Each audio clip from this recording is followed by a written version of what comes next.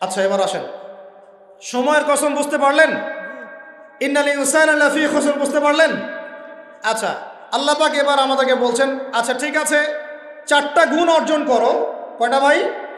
একটু বসেন, সবর করেন, আমরা অনেক লম্বা আলোচনা করব না, আমরা বুঝতে পারছি রাত অনেক গভীর হচ্ছে, আমরা সংক্ষিপ্ত করবো ইনশাল্লাহ। আমার সাথে বলেন, কয়টা গুণ অর্জন করব? আল্লাহ পাক বলছেন, এই 4টা গুণ যারা অর্জন করবে তারা ওই ক্ষতি থেকে বেঁচে থাকবে ইনশাআল্লাহ। সুবহানাল্লাহ। দুনিয়াতেও তারা সফল হবে, পরকালেও সফল হবে ইনশাআল্লাহ। আল্লাহ বলছেন ইল্লাল্লাযীনা আমানু, তারা নয় যারা এক ঈমান এনেছে, তারা ক্ষতির মধ্যে নাই, যারা ঈমান এনেছে। 2 ওয়া আমিলুস সলিহাত, সৎ আমল সম্পাদন করেছে। কি আমল? সৎ আমল। তারপরে ওয়া তাওয়াসাউ বিল হক, পরস্পরকে সত্যের উপদেশ দিয়েছে। কিসের উপদেশ? সত্যের। 4 ওয়া তাওয়াসাউ বিস সবর, এবং পরস্পরকে ধৈর্যের উপদেশ দিয়েছে। কয়টা বললাম বলেন তো ভাই? আমার সাথে বলেন। 1 নাম্বার কি? যারা, আপনারা কি হাসি তামাশা করতে আসছেন এখানে? এটা ক্লাসের মতো মনে করেন, এটা একটা ক্লাসের মতো মনে করেন। ট্রেডিশনাল ওয়াজ মাহফিল বাদ দেন, ওই সুর গল্প কেচ্চা কাহিনী বন্ধ করেন, কিছু শিখেন। 4টা গুণাবলী অর্জন করলে ক্ষতি থেকে বাঁচতে পারবো, অন্যথায় কোনো সুযোগ নাই। যত বড় ফকি হন, আলেম হন, মুহাদ্দিস হন, মুফাসসির হন, পলিটিক্যাল নেতা হন, কোনো লাভ নাই, কিচ্ছু হবে না পরকালে, একদম নাজাতের রাস্তা বন্ধ যদি 4টা গুণাবলী অর্জন না করতে পারি। কয়টা ভাই? 1 নাম্বার ইল্লাল্লাযীনা আমানু, যারা ঈমানদার হয়েছে। 1 নাম্বার কি? ঈমানদার হয়েছে, পাক্কা ঈমানদার হয়েছে। 2 নাম্বার ওয়া আমিলুস সলিহাত, সৎ আমল করেছে। কি আমল? ওয়া তাওয়াসাউ বিল হক, হকের দাওয়াত দিয়েছে। কিসের দাওয়াত? 4 নাম্বার ওয়া তাওয়াসাউ বিস সবর, ধৈর্যের দাওয়াত দিয়েছে, ধৈর্যের উপদেশ। কিসের উপদেশ? এটা কি শুধু একজন ব্যক্তির উপরে বর্তাবে, না সবার উপর দায়িত্ব? এই সূরায় কি শুধু আলেমদেরকে উদ্দেশ্য করা হচ্ছে? শুধু মুফাসসিরদেরকে, শুধু মুহাদ্দিসদেরকে, শুধু বক্তাদেরকে, নাকি সবাইকে? এই সবাই মিলে যখন এই 4টা গুণাবলী অর্জন করবেন, দেখবেন ইনশাআল্লাহ দুনিয়াতেও বিজয় আমাদের, পরকালে আমাদের ইনশাআল্লাহ। এবার একটু ব্যাখ্যা করে, সংক্ষিপ্ত করে। ঈমান মানে কি? ঈমান অর্থ কি? বিশ্বাস। ঈমানের পিলার কয়টা? ঈমানের স্তম্ভ পিলার কয়টা? বলেন 6টা। কয়টা? আমার সাথে বলেন, কয়টা? 1 নাম্বার আল্লাহ বিশ্বাস। কোথায় বিশ্বাস? এক আল্লাহ বিশ্বাস, আল্লাহ ছাড়া কোনো মাবুদ নাই, এবং আল্লাহর তাওহীদে বিশ্বাস, শিরক থেকে দূরে থাকা। 2 আল্লাহ পাকের মালায়েকা, ফেরেশতা মণ্ডলীতে বিশ্বাস। ফেরেশতায় বিশ্বাস করি তো ইনশাআল্লাহ? এই জায়গাটাতে ফেরেশতারা আছেন, বিশ্বাস করেন? আমাদের 2 কাঁধে ফেরেশতা আছেন, বিশ্বাস করেন? আপনি যখন আয়াতুল কুরসি পড়ে ঘুমান, তখন একজন ফেরেশতা আপনাকে পাহারা দেন, বিশ্বাস করেন? সুবহানাল্লাহ, সুবহানাল্লাহ। এরকম অগণিত অসংখ্য ফেরেশতা আছে আল্লাহ পাকের। কতগুলা? এই আরশে আজিম, এই আমরা বলি আরশে আজিম, নিচে একটা জায়গা আছে 7ম আসমানের উপরে, তার নাম হলো বাইতুল মামুর। কি নাম? বাইতুল। ওটা হচ্ছে একটা ফেরেশতাদের তাওয়াফ করার জায়গা। আমরা যেমন কাবা ঘরে তাওয়াফ করি না? করি না? কারা কারা করেছেন হাত তোলেন? মাশাআল্লাহ, মাশাআল্লাহ। আল্লাহ পাক আরো বেশি করার তৌফিক দান করেন, আর যারা করে নাই তাদেরকেও তৌফিক দান করেন। আল্লাহ পাক সবাইকে হজ করার তৌফিক দান করেন। শোনেন, তবে একটা কথা বলে রাখি, ওই হজ ওমরা সফরে গিয়ে, প্রসঙ্গ অন্যদিকে চলে যাচ্ছে, ওই জন্য বলতে যাচ্ছি না লম্বা করে, হজ ওমরা সফরে গিয়ে এই মোবাইল ফোনগুলো নিয়ে যাবেন না, এই বাটন ফোন নিয়ে যাবেন। এই মোবাইল ফোন হজ ওমরা সফরে নষ্ট করে ফেলেছে। এই হজ ওমরা সফরে আমরা দেখে আসলাম যে মোবাইল ফোনের কারণে মানুষ ইবাদতের যে নূর নষ্ট করে ফেলেছে। ওখানে গিয়ে সেলফি, শোডাউন, এইটা ওইটা, আল্লাহ মাফ করেন আমাদের। আর সুবহানাল্লাহ, মানুষ এখন হারাম এলাকাতেও দেখি সিগারেট খায় বসে বসে। হ্যাঁ, হারামের বাইরে, মসজিদ নববীর বাইরে আমি তো দেখেছি এক মহিলাকেও সিগারেট খাইতে। মানুষের সাইকোলজি এমন হয়ে গেছে এখন যে নববী, হারাম, এগুলোর পাশে বসে মানুষ সিগারেট খাচ্ছে, স্মোক করছে। আপনারা যারা সফরে গিয়েছেন বা যাবেন ভবিষ্যতে, এই ফোন আর এই জিনিসগুলো আপনারা কখনো, খবরদার, এগুলো কখনো করতে যাবেন না। সিগারেট তো এমনিতেই খাবেন না, বলছি মোবাইল ফোনও নিয়ে যাবেন না, এই স্মার্টফোনটা নিয়ে যাবেন, যে ফোনটাতে বাটন কথা বলা যায় এতটুকু নিয়ে যাবেন। যদি নিয়ে যেতেই হয়, এটাকে হোটেলে বা কোথাও রেখে আসবেন, ইবাদতের মধ্যে এটা নিয়ে যাবেন। যাই হোক, ওইদিকে যাচ্ছি না, ওইটা অন্য প্রসঙ্গ। যেটা বলতে চাচ্ছিলাম যে আল্লাহ পাকের অগণিত ফেরেশতা আছেন, এই ফেরেশতাদের তাওয়াফের জন্য আল্লাহ পাক একটা ঘর বানিয়েছেন, তার নাম বাইতুল মামুর। কি নাম? তো এই বাইতুল মামুরে যে ফেরেশতা একবার তাওয়াফ করে, কয়বার ভাই? সে আর কিয়ামত পর্যন্ত তাওয়াফের সুযোগ পাবে না। বলেন সুবহানাল্লাহি ওয়া বিহামদিহি সুবহানাল্লাহিল আযীম। তাহলে আপনি কি বুঝতে পারলেন আল্লাহর ফেরেশতার সংখ্যা কত? যে একবার তাওয়াফ করেছে সে কিয়ামত পর্যন্ত আর সুযোগ পাবে না। চিন্তা করা যায়। এখন ইমানের পিলার কয়টা বললাম ভাই? 1 নাম্বার কিসে বিশ্বাস? আল্লাহ বিশ্বাস করি তো নাকি? তা আল্লাহ বিশ্বাস করলে যুবকরা এখন আত্মহত্যা করে কেন? বলেন, আল্লাহ বিশ্বাস যদি করেন তাহলে রেজাল্ট খারাপ হলে আত্মহত্যা করেন কেন? আল্লাহ আপনার তাকদির লিখেন নাই? আল্লাহ বিশ্বাস করলে আপনি চাকরি পাচ্ছেন না, হতাশ কেন? আল্লাহ যদি বিশ্বাস করবেনই তাহলে আপনি মেয়ের পিছনে জীবন নষ্ট করছেন কেন? আল্লাহতে যদি বিশ্বাস থাকেই তাহলে নামাজ নাই কেন? আল্লাহ যদি বিশ্বাস করেনি আলহামদুলিল্লাহ, তাহলে যাকাত দেন না কেন? তাহলে দিনের জন্য কোনো ফিকির নাই কেন? দিনই এলেম অর্জন কেন করেন না? কেন কোরআন তেলাওয়াত করা শেখেন না? কথাগুলো কি কষ্ট পাচ্ছেন? একটু পান। আমি দোয়া করি একটু যেন আপনি কষ্ট পান, এবং এই কষ্টটা যেন আপনাকে আল্লাহর দিকে নিয়ে আসে। এই কষ্টটাই যেন আপনাকে আল্লাহর দিকে নিয়ে আসে। আল্লাহ তৌফিক দান করেন, আমিন। সবসময় নরম নরম ওয়াজে কাজ হয় না, সবসময় নরম নরম কথা বলে কাজ হয় না। আমাদের কাছে আবু বকর রাদিয়াল্লাহু আনহুর সুন্নতও আছে, ওমর ইবনে খাত্তাবের সুন্নতও আছে। আল্লাহ পাক আমাদেরকে তৌফিক দান করেন, আমিন। তাহলে ভাই আল্লাহ বিশ্বাস করবো তো ইনশাআল্লাহ? তাহলে এক কথায় আল্লাহর কোনো হুকুম ছাড়া যাবে না। রাজি? আল্লাহ পাকের কোনো হুকুম হাকাম ছাড়বো না ইনশাআল্লাহ। রাজি আছেন? আল্লাহ তুমি কবুল করো, আমিন। 2, আল্লাহ পাকের ফেরেশতা মণ্ডলীতে বিশ্বাস করি তো ইনশাআল্লাহ? ফেরেশতায় বিশ্বাস করলে গোপন পাপ কিভাবে করতে পারি? ফেরেশতায় বিশ্বাস করলে বাথরুমে পাপ করেন কিভাবে? ফোনের মধ্যে পাপ করেন কিভাবে? গোপনে মেয়ের সাথে পাপ করেন কিভাবে? গোপনে গোপনে পরকিয়া করেন কিভাবে? যদি আল্লাহকে আমরা আল্লাহর ফেরেশতার বিশ্বাস থাকেই, তাহলে আমাদের এই ফেরেশতারা লিখছে না সব কিছু? লিখছে না? আল্লাহ পাক আমাদেরকে বিশ্বাস করার মতো করার তৌফিক দান করেন। হাদিসে জিবরিল সহিহ মুসলিমে আছে এবং মিশকাতে আছে। হাদিসে জিবরিলের মধ্যে নবী সাল্লাল্লাহু আলাইহি ওয়াসাল্লাম বলেছেন, আনতা আবুদাল্লাহ কাআন্নাকা তারাহ ফাইন লাম তাকুন তারাহু ফাইন্নাহু ইয়ারাক। শোনো মুসলমানরা, তুমি এমনভাবে আল্লাহর ইবাদত করো যেন তুমি আল্লাহকে দেখছো, আর যদি তুমি আল্লাহকে দেখতে না পারো তাহলে জেনে রাখবা আল্লাহ তোমাকে দেখছেন। এই বিশ্বাসটার নাম হলো ইহসান। কি নাম? ইহসান। এই ইহসানের সাথে ইবাদত করলে আমাদের মধ্যে সবসময় আল্লাহ কনসিয়াসনেস থাকবে। আল্লাহর ফেরেশতারা লিখছেন, আল্লাহ দেখছেন। অতএব প্রকাশ্য গোপনে আমার দ্বারা পাপ করা সম্ভব না। এরপরে পাপ হতে পারে কি না? হতে পারে না? পারে না? যদি পাপ হয়ে যায় কি করবেন? হতাশ হয়ে যাবেন না। যতবার পাপ হবে 2 রাকাত নামাজ, যতবার পাপ হবে ওযু করে 2 রাকাত নামাজ, ইনশাআল্লাহ আল্লাহ পাক পাপ মাফ করে দিবেন। তাই বলে আল্লাহ পাকের এই দয়ার সুযোগ নিয়ে পাপ করতেই থাকবেন এমন না। দয়ার সুযোগ নিয়ে পাপ করতেই থাকবেন এমনটা নয়। আল্লাহ পাক যেমন গফুর রহিম, আল্লাহ পাক তেমনি শাদীদুল ইকাব।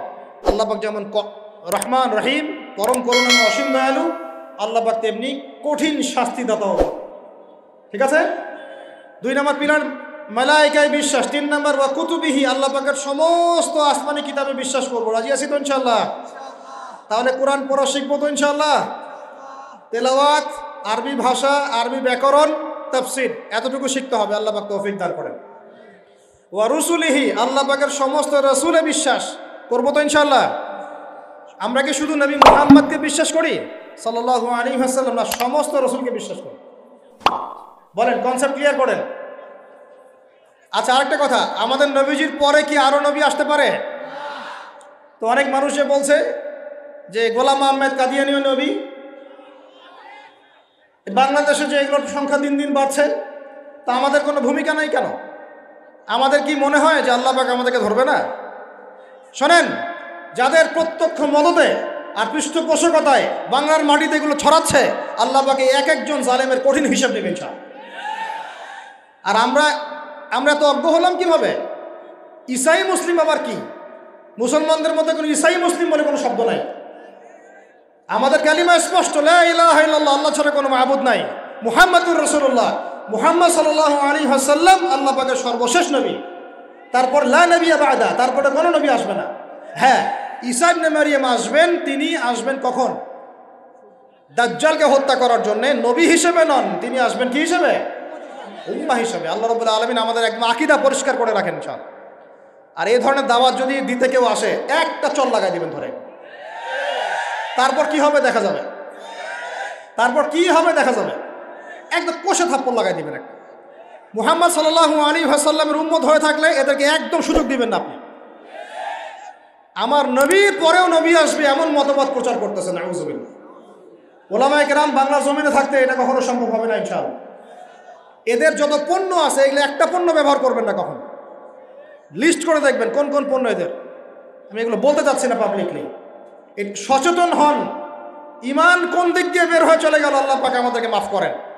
নবীজি এই যুগের কথাই বলছিলেন সম্ভবত, যে ইউসবিহুর রাজুলু মুমিনান ওয়া ইউমসি কাফিরান, একজন ব্যক্তি সকাল করবে মুমিন অবস্থায়, সন্ধ্যা হবে কাফের অবস্থায়।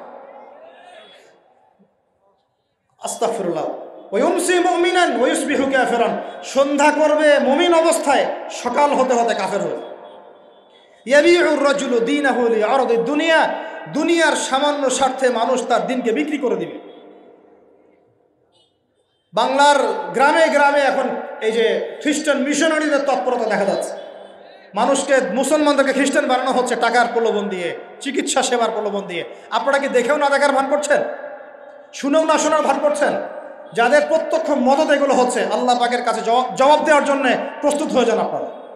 দুনিয়াতে হয়তো কিছু হবে না, কেউ কিছু করতে পারবে না, কিন্তু কাল কিয়ামতে কে ছাড়ে আপনাকে তাই দেখে নিব আমরা। বিশ্বাস করেন, ওমর রাদিয়াল্লাহু আনহু বলছেন, এই যে কোরআন হাতে নিয়ে বলছি আমি, ওমর ইবনুল খাত্তাব রাদিয়াল্লাহু আনহু একদিন তার উটের ময়লা পরিষ্কার করছেন, যখন তিনি অর্ধেক বিশ্বের খলিফা উটের ময়লা পরিষ্কার করছেন। আলী ইবনে আবি তালেব এসে বলছেন, ইয়া আমিরুল মুমিনিন, আপনি আপনার পরবর্তী খলিফাদের উপরে কত কঠিন বোঝা চাপায় দিচ্ছেন। এত কিছু করার পরে নিজে উটের বোঝাও, উটের ময়লা পরিষ্কার করছেন, আমাদের জন্য এত কঠিন করে দিলেন খেলাফতের দায়িত্ব। তখন ওমর ইবনুল খাত্তাব বলছেন, এই কথাটা শোনেন, তিনি বলছেন যে যে আমাকে উচ্চ প্রশংসায় ভাসিও না, ইয়া আবুল হাসান। আবুল হাসান হচ্ছে আলী রাদিয়াল্লাহু আনহুর নাম। হে আলী, আমাকে উচ্চ প্রশংসায় ভাসিও না। আমি ভয় করি ইরাক তো তখন মুসলমানদের আওতায় আছে, ইরাকের ফোরাত নদীর কিনারায় যদি কোনো ছাগলের বাচ্চাও না খেয়ে মারা যায়, আমি ওমর ভয় করি কাল কিয়ামতের মাঠে আল্লাহ আমাকে এই জন্য জবাবদিহি করাবে। কি বুঝলেন? ওই যুগ আর এই যুগ লা ইস্তামিআন, এটা কখনো একসাথে মিলবে না। এগুলা জাদুঘরে চলে গেছে এখন। তিনি বলছেন, ওমর রাদিয়াল্লাহু আনহু যিনি জান্নাতের সার্টিফিকেট প্রাপ্ত মানুষ, যার জান্নাতের ঘর আল্লাহ রসুল দেখে এসেছেন, তিনি বলছেন যে আমি ভয় করি ইরাকের ফোরাত নদীর কিনারায় কোনো মেষপালক বা ছাগলের বাচ্চা, মেষ শাবক, তারাও যদি না খেয়ে পানির পিপাসায় মারা যায়, আমি ওমর ভয় করি কাল কিয়ামতের মাঠে আল্লাহ আমাকে জবাবদিহি করো। আর কিছু বলতে হবে আপনাদেরকে? বাস, যার মধ্যে নফসের মধ্যে নূর আছে তার জন্য উপদেশ যথেষ্ট। ফাযাক্কির ইন্নামা আনতা মুযাক্কির, তুমি উপদেশ দাও, তুমি শুধু উপদেশ দাতা। লাস্তা আলাইহিম বিমুসাইতির, তুমি কারো প্রতি দারোগা নও। ফাযাক্কির ইন নাফাআতি যিকরা, যদি উপদেশ কাজে আসে উপদেশ দিয়ে যাও। সায়াযাক্কারু মান ইয়াখশা, যে আল্লাহকে ভয় করে সে ইনশাআল্লাহ অতি শীঘ্রই লাইনে চলে আসবে। আল্লাহকে ভয় করো, বাস আমাদের কাজ এতটুকুই, এর বেশি আমাদের কোনো দায়িত্ব নাই। এখন শোনেন, যে কথা বলতে এতদূর চলে আসলাম, মুহাম্মদ সাল্লাল্লাহু আলাইহি ওয়াসাল্লামের পরে আর কোনো নবী আছে? আকীদা স্পষ্ট থাকবে তো ইনশাআল্লাহ? এবার আসেন, ওয়া কুতুবিহি বলতে আমরা সমস্ত কিতাবে বিশ্বাস করি, ওয়া রুসুলিহি বলতে আমরা সমস্ত আম্বিয়া কেরামে বিশ্বাস করি। ওয়াল ইয়াউমিল আখির, 5 নাম্বারটা কি ভাই? ওয়াল ইয়াউমিল আখিরাতের জীবনে আমরা বিশ্বাস করি। আখিরাতে যদি বিশ্বাস করি তাহলে আমাদের দ্বারা দুনিয়াকে সর্বোচ্চ অগ্রাধিকার দেওয়া সম্ভব না। আমরা দুনিয়ায় চলবো আখিরাতের স্বার্থে। কিসের স্বার্থে? দুনিয়া চলবো কিসের স্বার্থে ভাই? আল্লাহ তৌফিক দান করেন, আমিন। আমাদের চলার মূল মন্ত্র একটাই, কোন কাজ আমাদেরকে আখেরাতে বেনিফিটেড করবে, উপকার দিবে, ওই কাজে আমি আসি। যেই কাজ আমাকে পরকালে কোনো ফায়দা দেয় না, ওই কাজে আমি নাই। কথা ক্লিয়ার? যেই কাজ আমাকে আখেরাতে কি দিবে, ফায়দা দিবে, সেই কাজে আমি আসি। যেই কাজ ফায়দা দিবে না, সেই কাজে কি? তো এখন গার্লফ্রেন্ড ফায়দা দিবে? সুদ ফায়দা দিবে? বলেন। অন্যের সম্পদ আত্মসাৎ করা ফায়দা দিবে? জুলুম করলে ফায়দা দিবে? বুঝবেন, আল্লাহ পাক বোঝার তৌফিক দান করেন, আমিন। 6 নম্বরটা হচ্ছে ওয়ান তুমিনা বিল কদরি খাইরি ওয়া শাররি, তাকদীর বা ভালো মন্দের এই ফয়সালার প্রতি, আল্লাহর পক্ষ থেকে ফয়সালার প্রতি তুমি বিশ্বাস করবে। এই 6টা হলো পিলার। 6 নম্বর পিলারটা কি ভাই? তাকদীর বা ভাগ্যে বিশ্বাস করা, করি কিনা? এইখানে আপনাদের সাথে আমার কথা। তাকদীর বা ভাগ্যে বিশ্বাস করলে রিজিক নিয়ে এত পরেশান হওয়ার কিছু নাই। তাকদীর ভাগ্যে বিশ্বাস করলে এই যে ছোটখাটো বিপদ আপদ বালা মুসিবত আসতেছে আমাদের জীবনে, আসতে আসে না, এগুলোতে বিচলিত হওয়ার কিছু নাই, কিছু নাই। আমার তাকদীরে যা লেখা হয়েছে আল্লাহ পাক ছাড়া এটা কেউ বদলাতে পারবে না। আপনার আমার তাকদীরে যদি লেখা থাকে যে আমাদের হাতে আল্লাহর জমিনে আল্লাহর কালিমার পতাকা প্রতিষ্ঠিত হবেই, কোনো শক্তি ঠেকাতে পারবে না। আর যদি না লেখা থাকে তাহলে সারা দুনিয়া মিলেও আমার কোনো উপকার করতে পারবে না। আমরা আল্লাহর প্রতি পূর্ণ তাওয়াক্কুল করি, পূর্ণ বিশ্বাস রাখি ইনশাআল্লাহ। আর এটাও বিশ্বাস করি ইনশাআল্লাহ তাআলা আল্লাহ পাক আমাদের হাতে আল্লাহর জমিনে দিন কায়েম করাবেন ইনশাআল্লাহ। কেউ আটকাতে পারবে না ইনশাআল্লাহ তাআলা, যদি আল্লাহ পাক আমাদের সাথে থাকে। এখন আল্লাহ কার সাথে থাকবেন? ওই যে শুরুতে বলেছি, ইন তানসুরুল্লাহ ইয়ানসুরুকুম, যে আল্লাহর দিনকে সাহায্য করে আল্লাহ তার সাথে থাকবে ইনশাআল্লাহ। কথা ঠিক আছে ভাই? আচ্ছা, আর বেশ বাড়ালাম না, এবার আসেন। 1 নম্বর বুঝলেন, ইমানদার হতে হলে এইরকম ইমানদার হতে হবে। কয় পিলার ভাই? কয় পিলার? 1 নম্বর বলেন আল্লাহ বিশ্বাস, 2 নম্বর ফেরেশতায় বিশ্বাস, 3 নম্বর হ্যাঁ আসমানি কিতাব সমূহ, 4 নম্বর নবী রাসূলগণ, 5 নম্বর পরকাল, 6 নম্বর মুখস্থ থাকবে ইনশাআল্লাহ। এই 6টা পিলারকে 3টা কাজ করবেন। কয়টা কাজ?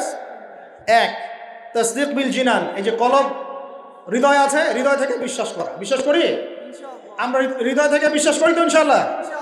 ওয়াল ইকরার বিল লিসান, মুখে স্বীকৃতি দিবেন। মুখে কি দিবেন? স্বীকৃতি দিচ্ছি কিনা।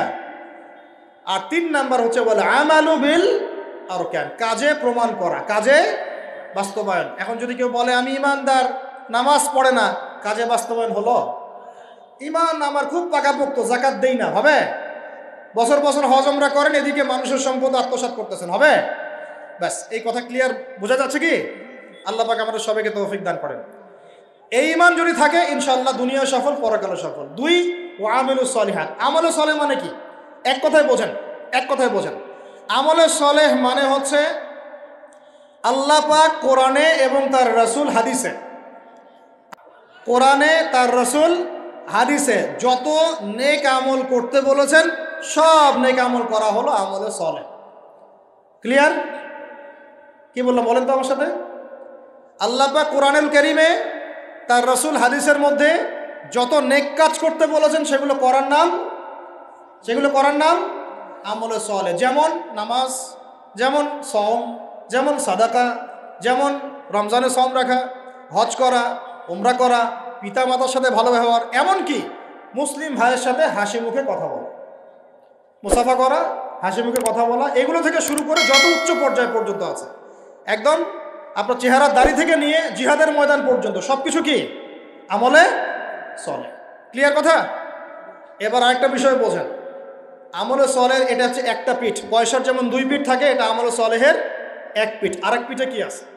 আরেক পিঠে আছে আল্লাহ পাক কোরআনে তার রাসূল হাদিসে যত মন্দ কাজ থেকে দূরে থাকতে বলেছেন সেগুলো থেকে দূরে থাকার নাম হলো আমলে সলেহ। বুঝতে পারি নাই? একটা পিঠ তো চিনলেন, ভালো কাজগুলো করা, আরেকটা পিঠও চিনেন।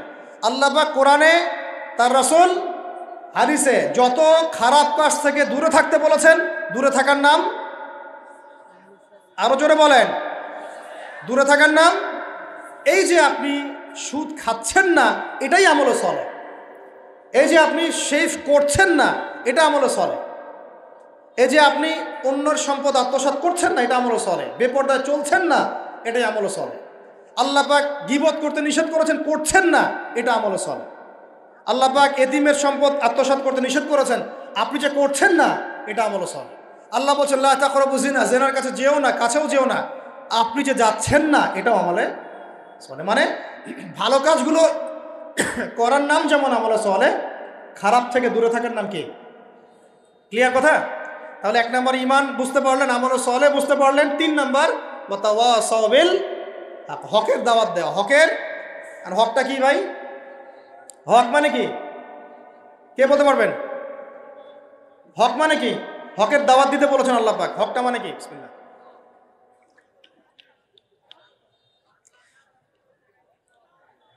আমার হাতে কি এটা? এই জুমার রাত চলতেছে না, কালকে জুমার দিন। জুমার দিন একটা সূরা পড়তে হয়, সূরাটার নাম কি? জোরে বলেন। সূরা কাহাফ জুমার দিনে তেলাওয়াত করলে এক জুমা থেকে আরেক জুমা পর্যন্ত আপনার এই যে হায়াত, এটা ইমানে নূর দিয়ে আল্লাহ ভরে দিবেন। আর এই সূরা কাহাফ আপনাকে দাজ্জাল থেকে বাঁচাবে। কার থেকে বাঁচাবে? সূরা কাহাফের সাথে আল্লাহ রসুল দাজ্জালকে সম্পৃক্ত করেছেন। সূরা কাহাফ ছাড়া অন্য কোনো সূরার কথা বলা হয়নি। সূরা কাহাফ আপনাকে দাজ্জাল থেকে বাঁচাবে ইনশাআল্লাহ। এই সূরার মধ্যেই আছে হকের সংজ্ঞা। কিসের সংজ্ঞা?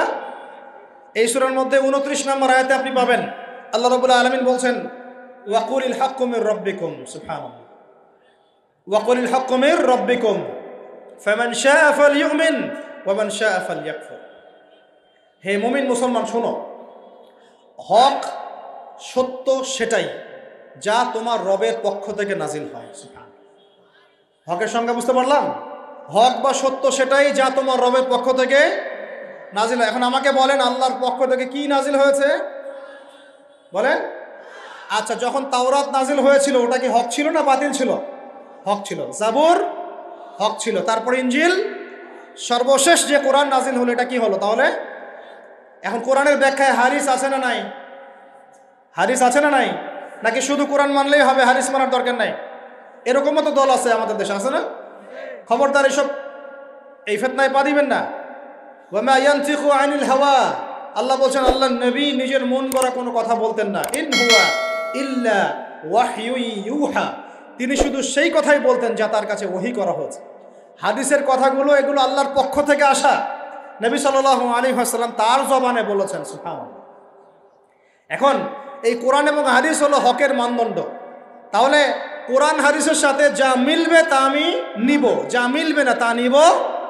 আবার বলি, কোরআন হাদিসের সাথে যা মিলবে তা আমি নিব, যা মিলবে না তা আমি নিব না। বাস, যা মিলবে তাই নিবেন।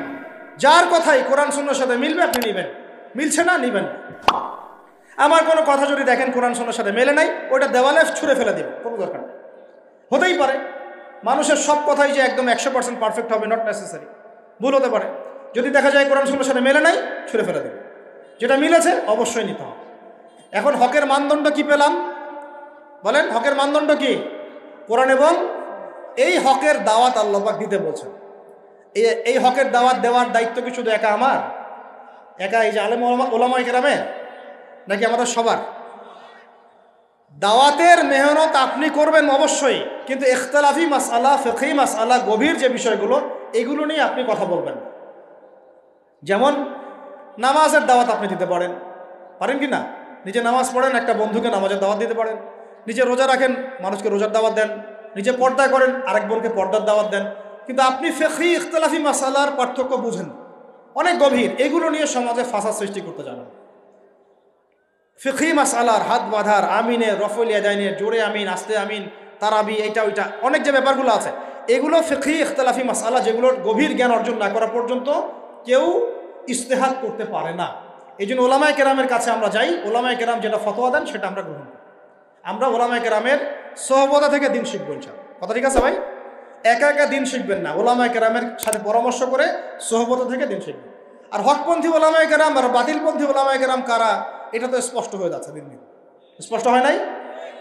এই যে অক্টোবর মাসের যে ফিলিস্তিন ইস্যু, এর পরেও কি আপনাদেরকে চেনাতে হবে যে কারা মুনাফিক আর কারা মুমিন? চেনাতে হবে? দেখেন নাই মুনাফিকদের কর্মকাণ্ড? এইরকম সময় তারা ইহুদিদের পক্ষে কথা বলে নাই? বলে নাই?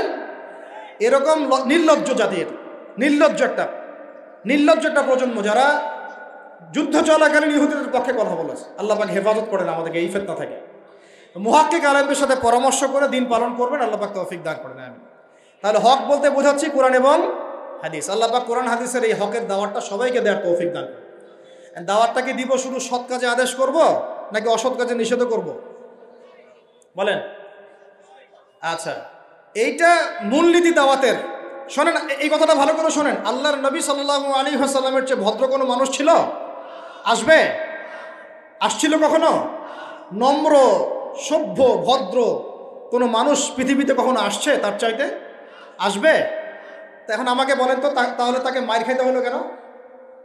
ভদ্র মানুষ, নম্র মানুষ, মানুষের ভালো চান, এতিমের পাশে দাঁড়ান, বিধবার পাশে দাঁড়ান, কোনোদিন কাউকে একটা গায়ে টাচ করেন নাই, কটু কথা বলেন নাই, কখনো মিথ্যা কথা বলেন নাই। আল আমিন।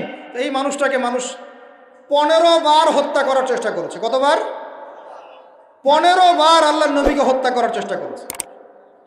তার একটা দাঁত মানুষ মেরে ভেঙে দিয়েছে, তার পা মচকে দিয়েছে, তারপরে তার মাথার মধ্যে আঘাত করেছে, কড়া ঢুকে গেছে উহুদের যুদ্ধের দিন। পিঠের মধ্যে উটের নাড়ি ভুড়ি চাপিয়ে দিয়েছে, দড়ি দিয়ে ফাঁস দেওয়ার চেষ্টা করেছে। তো এই কাজগুলো রহমাতুল্লিল আলামিন নবী মুহাম্মদ সাল্লাল্লাহু আলাইহি ওয়াসাল্লামের ক্ষেত্রে কেন হলো? তিনি যদি সৎ কাজে আদেশ করতেন শুধু, তাহলে সমাজের মানুষ তাকে মাথায় তুলে না রাখত। যখন থেকে তিনি সৎ কাজে আদেশের সাথে অন্যায়ের নিষেধগুলো করা শুরু করেছেন, তখন থেকেই সমাজের অন্যায়কারীরা তার শত্রু হয়ে গেছে। এটা হলো হকের দাওয়াত। 3, 4 ওয়াতাওয়াসাউ বিস-সাবর, ধৈর্যের উপদেশ। তো এখন আমাকে উত্তর দেন দেখি, হকের সাথে ধৈর্যের সম্পর্ক কি? বলেন, কে বলতে পারবেন? হকের দাওয়াতের সাথে ধৈর্যের কি সম্পর্ক? হ্যাঁ, মাশাআল্লাহ, ভেরি গুড। যখন হকের দাওয়াত দিবেন, সুরসুরি মার্কা দাওয়াত না, গোলালু মার্কা দাওয়াত না যে সব তরকারি দিয়েই চলে, এমন না। যখন সত্য মিথ্যা স্পষ্ট করবেন আপনি, তখন চতুর্দিক থেকে আপনার কাছে বাধা আসবে। কথা বুঝতে পারছেন? প্রথম বাধা আসবে আপনার পরিবার থেকে। কি থেকে? পরিবার, তারপর সমাজ, তারপর আসবে এক শ্রেণীর ধর্মীয় অঙ্গনের এক শ্রেণীর মানুষ থেকে আপনার বাধা আসবে। আর সর্বশেষ বাধা আসবে আপনার একদম বিশ্বশক্তি, পরাশক্তি থেকে। কথা বুঝতে পারছেন? এই 4টা ধাপে বাধা আসে মানুষের জীবন। প্রথম বাধা আসে পরিবার থেকে, তারপর সমাজ, তারপর ধর্মনেতা, তারপর আস্তে আস্তে দেখবেন ওই বিশ্ব নেতা থেকে বাধা আসা শুরু। আল্লাহ নবীর ক্ষেত্রেও তাই হয়েছে, আর নবী ইব্রাহিমের ক্ষেত্রেও তাই হয়েছে আলাইহিম আসসালাম। প্রত্যেক নবীর জীবনেই তাই হয়েছে। যারা হকপন্থী তাদের প্রত্যেকের জীবনে তাই হবে, এটাই সুন্নাত। এর বাইরে যদি কিছু হয়, বুঝে নিতে হবে যে আমরা হকের উপর নাই। যদি দেখেন যে আপনি মাশাআল্লাহ ইসলামের খুব দাওয়াতি কাজ করছেন, কোনো বাধা বিপত্তি নাই, কোনো সমালোচনা নাই, কোনো নিন্দা, গীবত, তহমত, আগ্রাসন নাই, প্রতিবন্ধকতা নাই, বুঝবেন আপনার দাওয়াত একটা গোলালু মার্কা দাওয়াত। এই দাওয়াতে 1000 বছরও যদি আপনি দাওয়াতি কাজ করেন, আল্লাহর জমিনে দিন কায়েম হবে না, কোনোদিনও না। আল্লাহ পাক আমাদেরকে বোঝার তৌফিক দান করেন। তাহলে হকের সাথে সবরের সম্পর্ক কি? হকের দাওয়াত দিতে গেলে বাধা বিপত্তি, বালা মুসিবত আসবে, তখন আমাদেরকে কি করতে হবে? সবর করতে হবে, ধৈর্য ধরতে হবে। এবং এই সবরের উপর ইস্তেকামা থাকলে আল্লাহ পাকের পক্ষ থেকে সাহায্য নেমে আসবে ইনশাআল্লাহ। এখন আল্লাহ পাক কোরআনে আমাদেরকে বলছেন, এই 4টা গুণাবলী অর্জন না করলে তোমরা সবাই ক্ষতির মধ্যে আছে। আল্লাহ পাক আমাদের সবাইকে 4টা গুণাবলী অর্জন করার তৌফিক দান করেন। আল্লাহ পাক বললেন, সময়ের কসম, এই সময় মহাকালের কসম করে বলতেছি যে ইন্নাল ইনসানা লাফি খুসর, তোমরা সব মানুষ ক্ষতির মধ্যে আছো। তবে এই 4টা গুণাবলী যারা অর্জন করতে পেরেছে, এরা বাদ দিয়ে ইল্লাল্লাযীনা আমানু, যারা খাঁটি ইমানদার হয়েছে। কয় পিলার? 6 পিলার। ওয়া আমিলুস সলিহাত, বেশি বেশি সৎ আমল করেছে। সৎ আমলের কয়টা পিঠ? 2টা। একটা হলো ভালো কাজগুলো করা, মন্দ কাজগুলো ছাড়া। ওয়াতাওয়াসাউ বিল হক, পরস্পরকে হকের দাওয়াত দেয়া। দিব কিনা আমরা ইনশাআল্লাহ? এখানে 2 সূরত। কয় সূরত? একটা সৎ কাজে আদেশ, একটা অসৎ কাজে নিষেধ। আরেকটা হলো ওয়াতাওয়াসাউ বিস-সাবর, এবং ধৈর্য ধরবো। বাধা বিপত্তি আসবে, বাধা বিপত্তি, বালা মুসিবত আসবে। হকের পথে নামেন, আপনিও ফেস করবেন। এই সময় আমরা কি করব? হতাশ হয়ে যাব? হাত গুটে বসে থাকবো? সবর, ধৈর্য ধরবো। ধৈর্যের ব্যাখ্যা আবার এটা না, যে একদম হাত গুটে বসে থাকবো, দেখি কবে পরিবর্তন হয়, তারপরে মাঠে নামবো, এমন না। বরং পরিবেশ পরিস্থিতি পরিবর্তন করার চেষ্টা করার নাম ধৈর্য। কথা বুঝতে পারছেন ভাই? এই জাহেলিয়াত দূর করার যে মেহনত, এই মেহনতটা করার নাম হলো ধৈর্য। এই ধৈর্যের অনেক স্রোত হয়, এটা ইনশাআল্লাহ আরেকদিন সবর নিয়ে আলোচনা হবে। আল্লাহ পাক আমাদের সবাইকে সবর করার তৌফিক দান করেন। আমি সবরের দৃষ্টান্ত রেখে গেছেন স্বয়ং নবী মুহাম্মদ সাল্লাল্লাহু আলাইহি ওয়াসাল্লাম। 23 বছর তিনি নববী, এই নবুয়তের জীবন, তার সিরাত গ্রন্থ পড়ে দেখেন, আর রাহিকুল মাখতুম পড়েন, রহমাতুল লিল আলামিন পড়েন, নবী মুস্তাফা পড়েন, তারপরে আপনার আর অনেক কিতাব আছে, সিরাতে মুস্তাফা পড়েন, সিরাত বিশ্বকোষ পড়ে দেখেন, দেখবেন তার জীবনের প্রত্যেক পদে পদে সবর আর ধৈর্য, সবর আর ধৈর্য। আল্লাহ রাব্বুল আলামিন আমাদের সবাইকে এই 4টা গুণাবলী অর্জন করার তৌফিক এনায়েত করেন বলে আমিন। প্রিয় মুসলিম ভাইরা, আমরা শেষ অংশে চলে আসছি। আমরা সবাই এখন একটু দোয়া করি, আল্লাহ রাব্বুল আলামিন আমাদের সবাইকে যেন দ্বীনের জন্য কবুল করে না। আল্লাহ পাক আমাদের সবাইকে যেন এমন প্রজন্ম গড়ে তোলার তৌফিক দেন, যেই প্রজন্ম আগামীতে বাইতুল মুকাদ্দাস জয় করবে ইনশাআল্লাহ। আল্লাহ পাক আমাদের সবাইকে সময়কে কাজে লাগানোর তৌফিক দান করেন, প্রকৃত ইমানদার হওয়ার তৌফিক দান করেন, বেশি বেশি আমলে সলেহ করার তৌফিক দান করেন, হকের পথে আমাদেরকে দাওয়াতের মেহনতে অংশ নেওয়ার তৌফিক দান করেন, এবং সবর করার তৌফিক আল্লাহ পাক আমাদেরকে দান করেন।